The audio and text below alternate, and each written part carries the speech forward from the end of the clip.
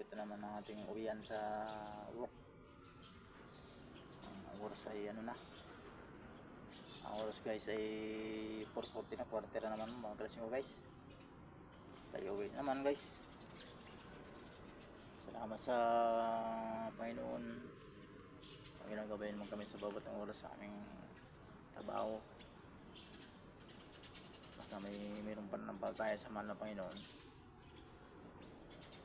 Yan ang gabi sa atin mga nagkatrabaho sa mga amuan. Nagwala lang tayo sa mahal na Diyos at naging mabuti sa kapwa, at higit sa lahat maging ano tayo, magsama at mapapigay. Sana pagustuhan nyo ang ating mga paliwanag guys. Tips ko lang sa inyo.